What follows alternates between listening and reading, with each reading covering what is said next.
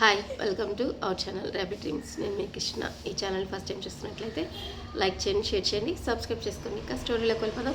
My girl పాగల్ పెళ్ళానివే అని అమ్ము రూపాన్ని తలుచుకుని నవ్వుకున్నాడు రిషి. వాష్రూమ్లోకి వెళ్ళిన అమ్ములు రెండు చేతుల్లో ముఖం దాచుకుంది. షైగా ఫీల్ అవుతూ, వాడు నీ భర్త కదే అంతలా ఇదైపోతున్నా మొగుడు అలా చూస్తే సిగ్గుపడాల్సింది పోయి ఇలా షై ఫీల్ అవుతున్నావా? అంతరాత్మ మొట్టింది. తనే దూరంగా ఉంది రిషికి. అలాంటిది ఈరోజు సరే తనే అతని ముందర నగ్నంగా నిలబడేసరికి ఆ ఫీలింగ్ తట్టుకోలేకపోతుంది. అసలు ఆమెకు అలవాటు అయినప్పటి నుంచి ఆ 3 నెలలు వదిలిపెట్టిందే లేదు. అంత అలవాటు చేస్తున్నాడు తన టచ్ని.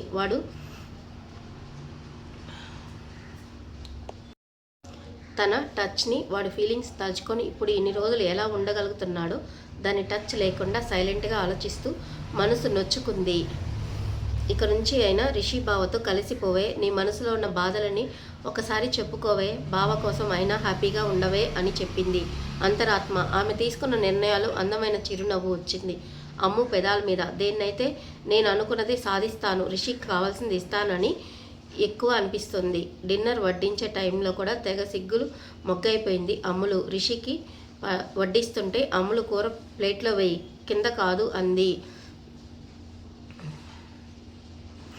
ఎక్కడ ఆలోచిస్తున్నావే అని రాజీగారు ప్లేట్ తీసుకొని తనే వడ్డిస్తున్నారు.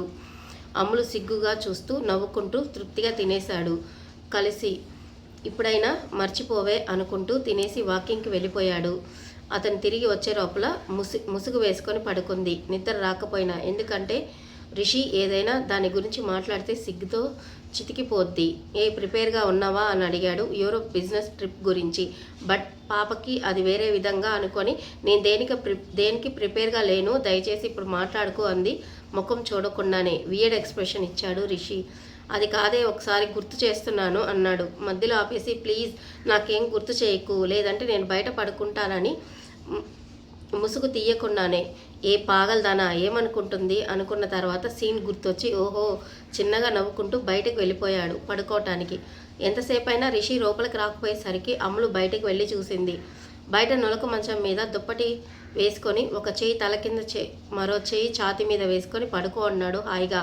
చూసి వెనక్కి వచ్చేస్తుంటే బాబుగారి టానిక్ సీసాలు చూసి బీపీ 130 దాటింది.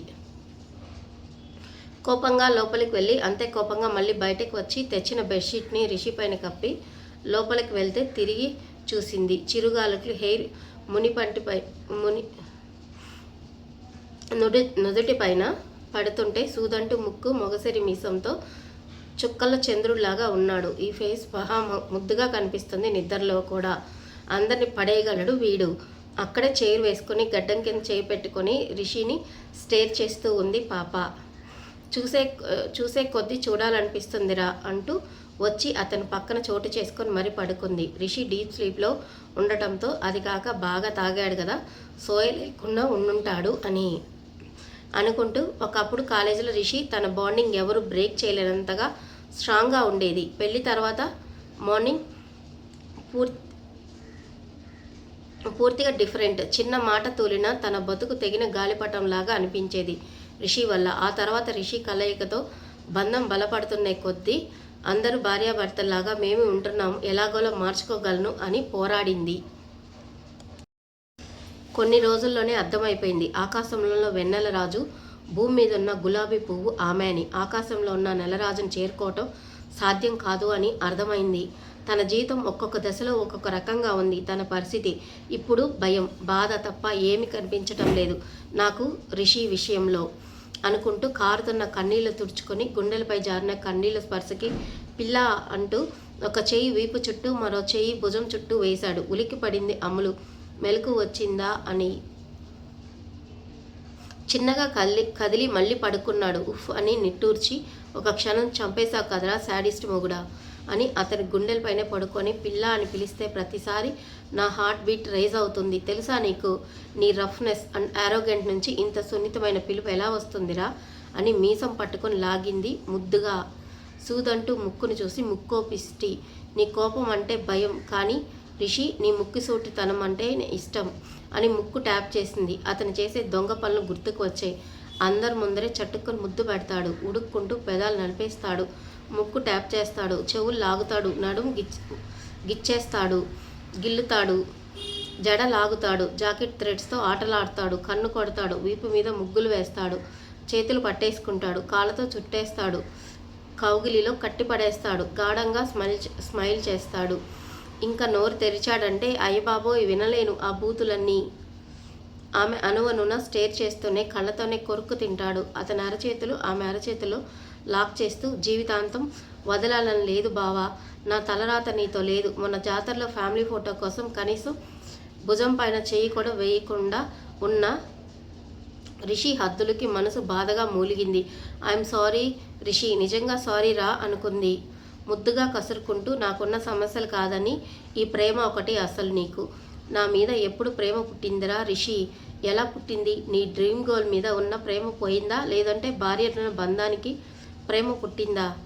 అసలు ఇదే అర్థం కావటం లేదురా. ప్రేమిస్తున్నానని చెప్పినప్పటి నుంచి నాలో నాకే పెద్ద యుద్ధమే జరుగుతుంది. నువ్వు నన్ను నిజంగా రౌడీ పిల్లలాగా ప్రేమిస్తున్నావా అని రిషి ఫేస్లోకి చూసి అడిగి మరి వాడి గుండెల మీద పడుకుంది.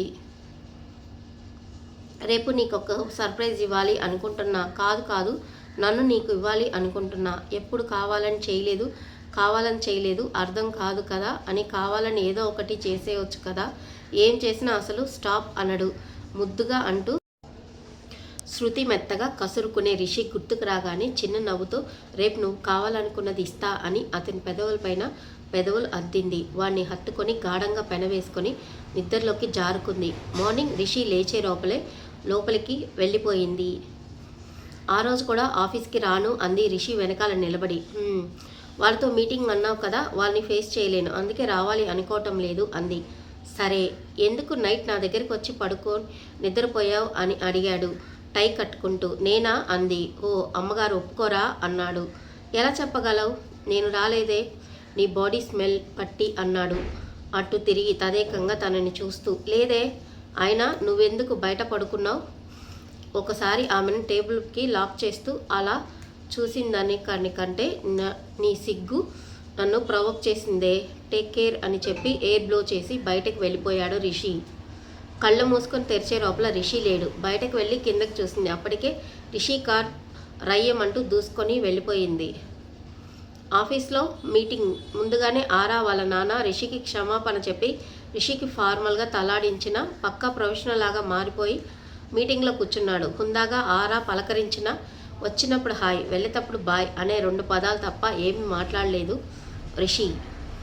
నైట్ వచ్చిన తన మామ్ డాడ్తో కాసేపు మాట్లాడి ఆరా వల్ల కంపెనీస్ని మన దాంట్లో టైప్ చేయడానికి బోర్డ్ మెంబర్స్ కాస్త నెగిటివ్గా ఉన్నారు. లాస్ట్లో ఉంది. అది కాక గవర్నమెంట్ ట్యాక్స్ పే చేయలేదు. ఇంకా కొన్ని లిటిగేషన్స్ అడ్డుగా ఉన్నాయని చెప్తున్నాడు. వాళ్ళ కాదని నాకు కూడా చేయాలని అనిపించటం లేదు, అందుకే పర్సనల్గా హెల్ప్ చేయాలని అనుకుంటున్నాను డాడ్ అని రఘురామ్ గారికి చెప్పాడు రిషి. నాకు కూడా ఈ గిల్టీ ఫీలింగ్ నుంచి కొంచెం తప్పించుకున్న వాడిని అవుతాను అన్నారు రఘురామ్ గారు. తను మూవ్ ఆన్ అయ్యింది డాడ్ అంటే ఆరా ఈజ్ ఇన్ లవ్ అన్నారు. ఇది ఎప్పుడు జరిగింది? ఇండియా వచ్చాక రఘురామ్ గారు మనస్ఫూర్తిగా ఆ అమ్మాయి పెళ్ళికి కావాల్సిన ఏర్పాట్లు చేయించు రిషి, కనీసం మనసులో ఉన్న గిల్టీ ఫీలింగ్ పోతుంది. ఒక ఆడపిల్లకి అన్యాయం జరిగిందన్న బాధ కూడా మనకు ఉండదు. అలాగే అబ్బాయి మంచివాడైనా అన్నారు రఘురామ్ గారు. డాడ్, మీ ఇన్వాల్వ్మెంట్ ఏమీ లేదు, నా తొందరపాటు మాత్రమే ఉంది. నాకు కూడా గిల్టీగానే ఉంది డాడ్. తను నిజంగా నన్ను ప్రేమించింది. ఎందుకంటే ఒక ఇన్నోసెంట్ అమ్మాయి తన డ్రీమ్ ప్రపంచంలోకి లాక్కొని ఎక్కువ హోప్స్ కలిగించి తనకి బాధకి పెయిన్కి కారణమైనందుకు నా మీద నాకే కోపం వేస్తుంది. ఇంత రెక్లెస్గా గుడ్డిగా ఎలా పొరపాటు పడ్డానో అన్నాడు రిషి. కావాల్సింది ఆల్రెడీ మీ తలరాతలో రాసింది కన్నా, కాకపోతే ఊరికే దొరికితే దానికి వాల్యూ తెలియదేమో అన్నారు రఘురామ్ గారు. పైన అమ్ములు మార్నింగ్ నుంచి తెగ హైరాణ పడిపోతుంది. రిషి తలుపుల్లో వచ్చిన ప్రతిసారి ఒళ్ళంతా ఎర్రని కుంకుమ రంగులోకి మారిపోతుంది. వచ్చాక అతన్ని ఎలా ఫేస్ చేయాలో అని, తర్వాత వాడు ఏం చేస్తాడో అన్న భయం, మరోవైపు ఎలా తన నిర్ణయం చెప్పాలో అన్న తడబాటు, ఎలా రెడీ అవ్వాలో కూడా అర్థం కాలేదు. వారి కోసం ఎప్పుడు ప్రత్యేకంగా రెడీ అయింది కూడా లేదు. ఫస్ట్ నైట్ కోసం అమ్మాయి ఎంత టెన్షన్ పడుతుందో తెలియదు, కానీ ఎన్నోసార్లు దగ్గరైన తన భర్త కోసం ఎదురు చూస్తుంటే మొదటిసారిలా అనిపించే గుండె వేగంగా పుంజుకుంది. సరుబామ చేత గోరింటాకు పెట్టించుకుని రిషి వచ్చే వరకు చైర్లో కూర్చొని నిద్రపోయింది అమ్ములు. చేతులు గోరింటాకు ఉండటంతో వాటిని దూరంగా పెట్టి మరీ పడుకుంది. నీలి చీరలో తెల్లని చందమామల వెన్నెల వెలుగులో చైర్లో ఉన్న అమ్ములు భలే క్యూట్గా అనిపిస్తుంది. వెళ్ళాడు దగ్గరికి. అమ్ములు ఎదురుగా చైర్ వేసుకొని కూర్చొని ఆమెను లోకం మరిచి చూసి పక్కనున్న గోరింటాకు గిన్నె తీసుకొని అమ్ములు కాళ్ళు నెమ్మదిగా వాడి మీద పెట్టుకొని, ఏంటోనే నీ పాదాలు కాలి ఫింగర్ ఆఖరి ఫింగర్కున్న నెయిల్ చూసినా ఐ లాస్ట్ మై కంట్రోల్ పిల్ల. పాదాలని ముద్దు పెట్టుకున్నాడు. అంటే ఇష్టంగా గోరింటాకు కూడా పెట్టాడు. స్టూల్ మీద గోరింటాకు అంటుకున్న కాలు పెట్టి లోపలికి వెళ్ళిపోయాడు. చాలాసేపటికి చల్లగాలికి చిన్నగా మెలకు వచ్చింది. కాళ్ళు కింద పెట్టేసరికి గోరింటాకు ఉండడం చూసి అత్తమ్మ లేదే, నానమ్మ అయి ఉంటుందిలే అనుకొని లోపలికి వెళ్ళి రిషి ఆఫీస్ బ్యాగ్ చూసి వచ్చాడా అనుకొని హాల్లోకి చూసింది. సోఫాలో కాల్ మాట్లాడుతూ కూర్చొని ఉండడం చూసి గోరింటాకు కడిగేసుకొని రిషి ముందరకు వచ్చి ఎంతసేపు అయింది వచ్చి అని అడిగింది. అమ్ములు పాదాలు చేతులు చూసి చాలాసేపు అయింది అన్నాడు. కాల్ కట్ చేసి రా డిన్నర్ చేద్దాం.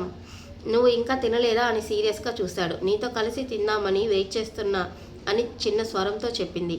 కళ్ళు చిన్నవి చేసి చూశాడు పాపని. రా అంటూ వెళ్ళింది డైనింగ్ టేబుల్ దగ్గరికి.